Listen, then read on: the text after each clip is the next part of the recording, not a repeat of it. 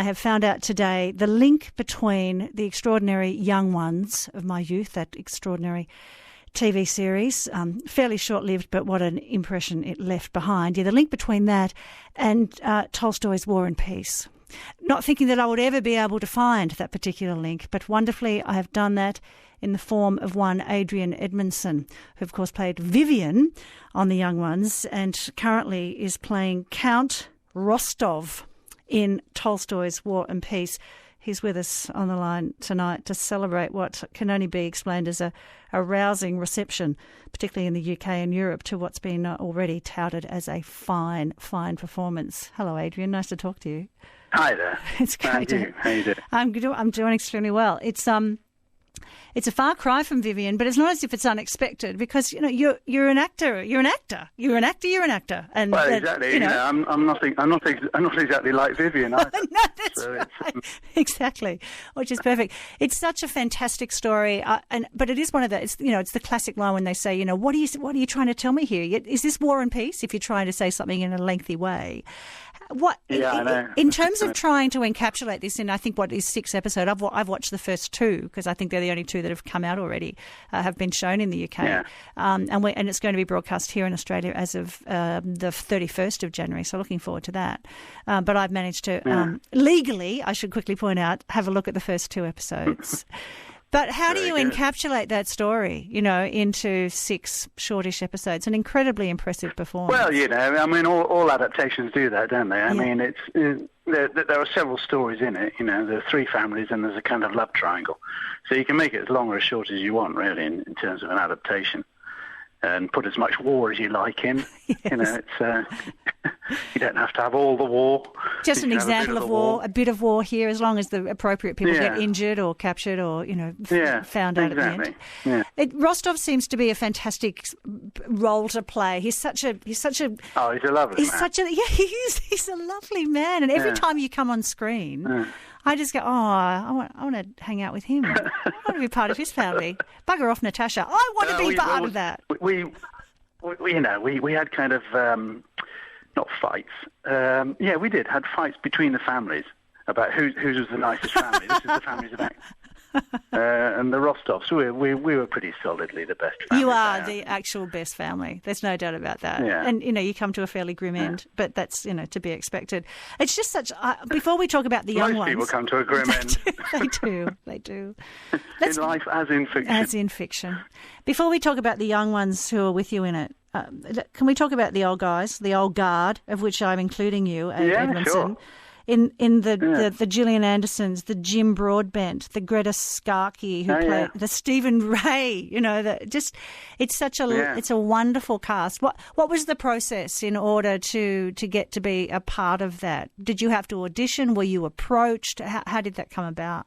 I had to audition. It's the way of the world these days. Yeah. No one trusts anyone. Until they got it on tape and they can point to it to some American who's giving you the money. That's right. It is true. Was that a difficult process? Was that a difficult thing for you to do? I mean, or did you feel in yourself, I know this bloke. I know. There's some you go to and you think, I know how to do this one. So you kind of go in with a different kind of confidence. And if you don't get it, you don't really care as much. No, I can imagine. And because if you get the role, you've got to hang out with him for a long period of time in order to do that shoot, Yeah. He's one of those characters... Sorry, go on. He's what? No, sorry, we're talking over each other because of a time lag, I think, aren't we? Yes. I feel like I'm interrupting you and I should shut up. You're the guest. I should let you talk. The scale of the production I find overwhelming to even think about. What was it like to be in the midst of it?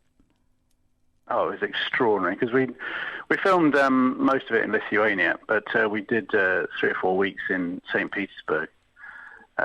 Filming in palaces that are actually mentioned in the book, Wow. filming the actual place.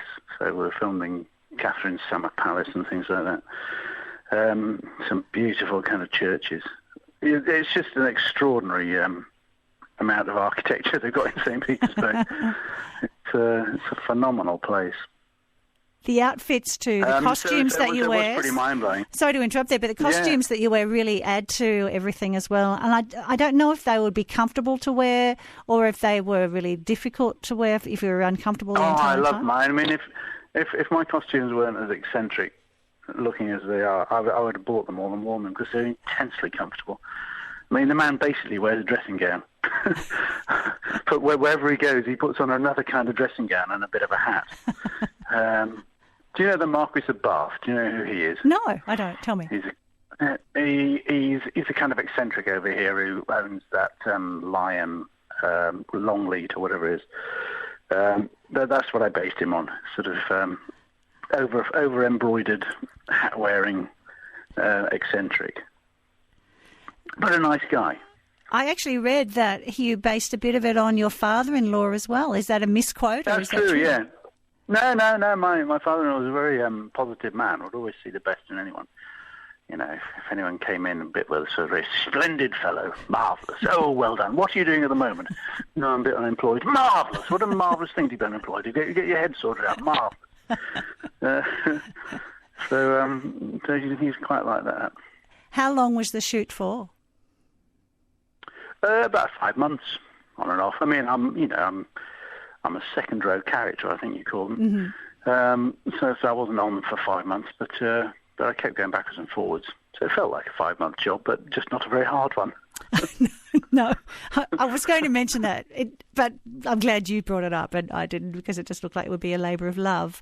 The young people in it are quite marvellous. The Paul Dano, from, the American actor, Lily James, from, we know from Downton Abbey, James Norton, who is not that familiar to us in Australia, but from what I understand, James Norton is kind of the new Mr. Darcy. Is that right? Well, yes. Well, I suppose he's being thrust into that role. Don't know if he wants that. But no, he's played a strange array of characters. He's most famous for being a kind of psychopathic murderer over here in a series called Happy Valley. So I don't know if that quite fits him to be a romantic hero, but he's making a good fist of it. He's well and truly stepped away from that in a beautiful way. It's an interesting. I mean, you've been in the. He hasn't doused anyone with petrol so far. Good to hear that. You've been in the industry for such a long period of time. I mean, I make you sound you're ancient when you're not, but you would look at what these young actors are going through now. The beginnings and the establishments of their careers and opportunities like this. And do you feel as though, as an elder statesman, that you pass on any kind of advice or just help them when they need help, or do they not ever need help? How does it work between the generations, I guess, is what I'm asking. Yeah. Well, it's kind of, I've got, I've got 4 children in the show, and they're the same age as my actual children, because I've got 3 kids of my own who are all in their sort of 20s, one's nearly 30. And life's so different now. It's a different kind of industry to what it was. That it's very hard to give them advice. All you can do is just kind of be very nice to them and kind of enjoy their company, which I do really. They're very kind of special people to me. We all sort of keep in touch. Oh, nice. That's nice. They call me fake dad. Fake dad. Okay, I think I'd be happy with that. Yeah, sure. No, that's lovely. It's a term of endearment. When you say it's very different, the experience is very different for them in the industry. What's the major change from when you were starting out? I just don't understand it. I'm glad that I was in the sort of era I was in. I don't understand how a lot of them keep the wolf from the door. A lot of them get paid pittances for even quite big stuff. And you wonder how and why they can keep doing it. Yeah. And do you think it's still an industry that would foster something like a Young Ones in 2015, or is that moment gone as well? I can't see that happening because I don't think there's any brave executives in the TV world anymore. They're all very, very safe, and there's too many of them, so they all kind of sort of have to share the blame. So they all water things down so that the blame's shared out. Yeah, no one's taking the responsibility. Yes. There's no kind of mavericks out there kind of saying, oh yeah, well, I don't understand it, but do it. Yes. You know, See what happens. which is what it needs. Yeah, I remember when the young ones went out. There was a pilot went out, and the head of BBC Two, whatever it was, didn't understand it. Ben Elton had to write an essay explaining what it was. An essay. Can you imagine? And that's what it was called, an essay. Can you write me an essay telling me what it's about? So he wrote him an essay, and he said, well, yes, I understand the essay, don't understand the show, so make it. And fair play to him. Yeah, you know. and look what happened. There isn't anyone like that anymore. There isn't anyone who would do that anymore. Oh, I don't know if there's many people who could actually write an essay anymore, which would probably be that's true. the difficult part about it. It's funny, we put out... That's the hard thing about making comedy, writing the bloody essay. That's right. We put out on Facebook tonight, that we'd be coming on the show, and so many people with lovely things to say about you guys. And the interesting thing for me, Aid, is that that the young one still has... It still has so much currency that people still... Yeah, it's bizarre. Isn't it? I've toured Australia a few times in the last years with my little band, and I'm aware of that the young ones is still bigger there than it is here. Well, because everyone knows other stuff I've done here, whereas I don't think there's been a continuous line of my work out there. So everyone thinks of the young ones, and you're sort of obsessed with the young ones in Aber, it seems to me. It's sadly true. And it's an indictment on our personalities, but you've nailed it in one. Well, no, they're two rather fun projects. I don't begrudge you enjoying them. That's gorgeous. Do you still do comedy? No, not really. I don't chase it. No, I don't feel the need. It's especially since Rick died. I can't think of anything I did would be horribly compared to anything we'd done together. So it didn't really kind of seem any point in pursuing it. No, I can understand that. And I once met Spike Milligan in an airport lounge, and we'd just been doing the same chat show in Ireland, and I got talking to him, and I asked him after a while whether he knew who I was and what I did. And he said, well, I said, I know who you are. I said, but I haven't actually watched any of your things, because, you see, the thing is, I know all the jokes. And when he said that to me, I thought, oh, what a big head. And I rather kind of disliked him for it. But the older I get... do I sound big-headed? I know a lot of jokes. I'm not sure. No, I totally understand it. I can be bothered to tell them again. That's right. You want to tell something else. You want to do Tolstoy, for God's sake. I want to do something else. Yeah, Tolstoy. Much more fun. It is much more fun. Well, it is for me at this moment. No, I totally understand. Genuinely. I would love to have been in it. It would have been excellent to be in it. I'm glad that you mentioned Rick Mayall, because I didn't know whether it was still too soon or something, that it was...